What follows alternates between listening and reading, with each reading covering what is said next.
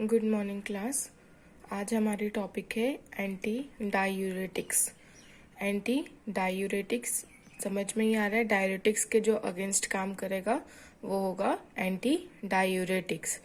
तो इसके डेफिनेशन है drug which decrease the urine volume by decreasing H2O elimination और डिक्रीजिंग वाटर एलिमिनेशन।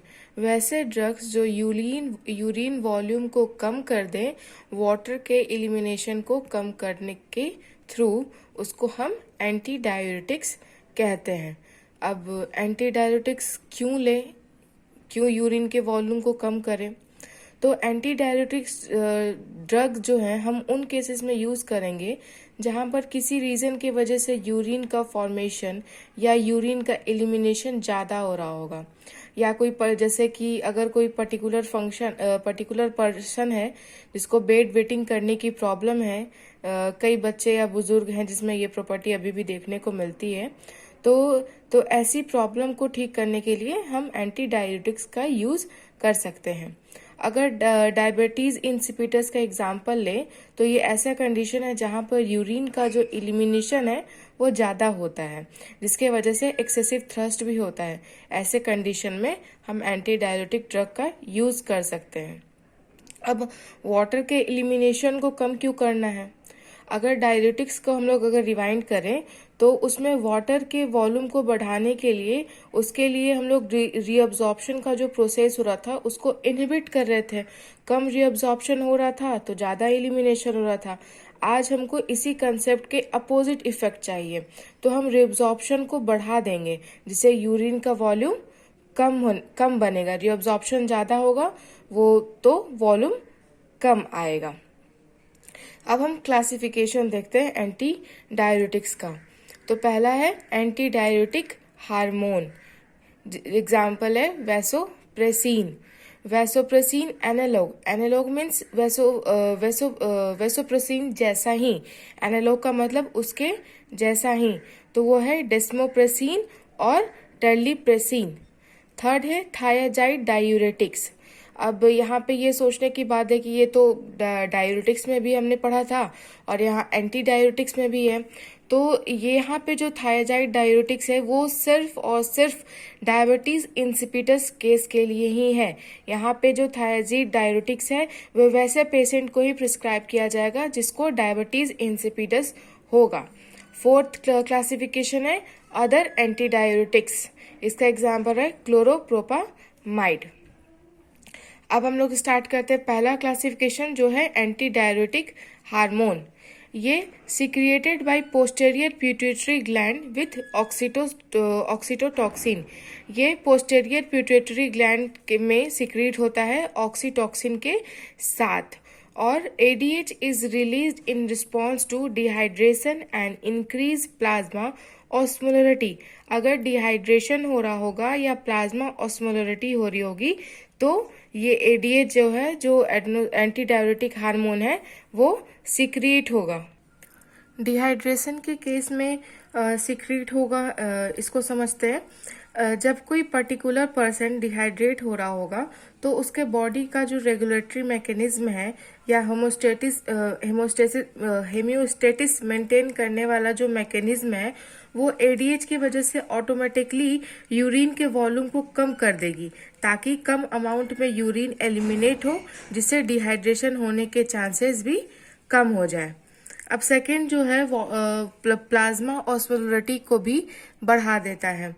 ये ऐसा कंडीशन है जहाँ पर प्लाज्मा की जो ऑस्मोलरिटी है वो बढ़ जाती होगी, जिससे जो इंटरस्टेशियल फ्लूइड है वो अट्रैक्ट हो रहा होगा ऑस्मोसिस के कारण, क्योंकि ऑस्मोसिस में high concentration to low concentration है, जिसकी वजह से ल्यूमेन में या ट्यूब्यूल में वाटर का लेवल ज़्यादा हो रहा होगा, तो उससे वाटर का एलिमिनेशन भी ज़्यादा होगा। तो अगर हम ADH दे देंगे तो ADH एंटी डायूरेटिक हार्मोन देंगे तो ये सारे फंक्शन होंगे। इसका अगर ध्यान दें तो हम लोग मैनिटॉल पढ़े थे डायूरेटिक्स में, जस्ट उसके अपोजिट काम करता है। अब वैसे एजेंट जो एंटी डायूरेटिक हार्मोन के सिक्रिएशन को बढ़ा देते हैं वो है एंजियोटेंसिन 2, प्रोस्टाग्लैंडिन और हिस्टामिन। और जो एडीएच के सिक्रिएशन को कम कर देते हैं वो हैं हैलोपेरिडोल, अल्कोहल और फेनाइल टोइन। अब हम यूजेस देखते हैं। यूजेस के पहले ये वेसोप्रेसिन रिसेप्टर, जैसा कि एंटी डायरेटिक हार्मोन है, ये हार्मोन है, इसको बाइंड होने के लिए रिसेप्टर की ज़रूरत पड़ेगी ही, तभी वो अपना एक्शन शो करेगा।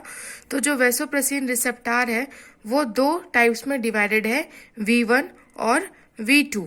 V1 जो है वो वेसो कॉन्स्ट्रिक्शन करता है और जो V2 है वो वाटर रिटेंशन या रीअब्जॉर्प्शन इन कलेक्टिंग ट्यूब्यूल्स को करता है।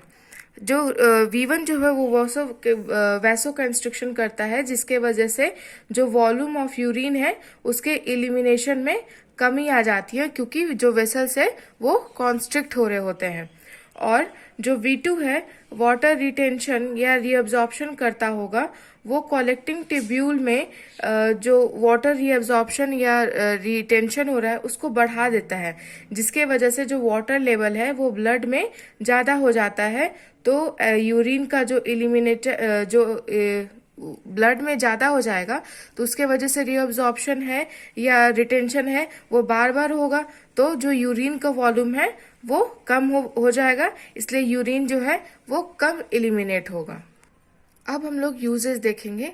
तो फर्स्ट यूजेस देखते हैं जो V1 रिसेप्टर के थ्रू होगा। तो पहला कंडीशन है ब्लीडिंग ओसोफेजियल वेरिसेस। ओसोफेगस में किसी किसी कंडीशन में ब्लीडिंग स्टार्ट हो जाती है, तो उस कंडीशन में हम लोग V1 रिसेप्टर मेडिएटेड वेसोप्रेसिन दे सकते हैं। Second, before abdominal radiography. Abdominal radiography करने के पहले एब्डोमिन में जितने भी गैसेस रहते हैं उनका बाहर निकलना बहुत ज़रूरी होता है, इसलिए अगर एब्डोमिनल रेडियोग्राफी किसी को करवाना हो तो उसके पहले हम लोग V1 रिसेप्टर पे जो वेसोप्रेसिन बाइंड होगा उस तरह के वेसोप्रेसिन देंगे। सेकेंड है mediated through V2 receptor.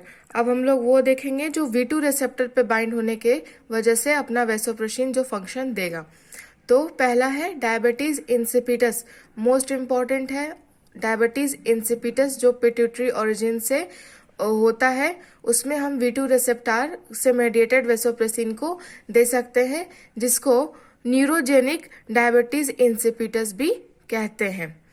Second है नॉक्टर्नल इन्यूरेसिस। इसमें हम लोग डेस्मोप्रेसिन दे सकते हैं। डेस्मोप्रेसिन एंटी डायरेटिक हार्मोन का एनालॉग है। नॉक्टर्नल इन्यूरेसिस क्या होता है कि बहुत सारे बच्चों में या बुजुर्गों में रात को सोते सोते उनको बेड वेटिंग करने का बीमारी होता है या डिसऑर्डर होता है, तो उसमें हम डेस्मोप्रेसिन देते हैं सोने के वक्त, बेड टाइम में उनको ये डेस्मोप्रेसिन देते हैं। थर्ड है ब्लीडिंग डिसऑर्डर। ब्लीडिंग डिसऑर्डर जिसको हो, जैसे एग्जांपल है हेमोफीलिया, उसमें भी हम लोग V2 रिसेप्टर मेडिएटेड वेस्मोप्रेसिन दे सकते हैं।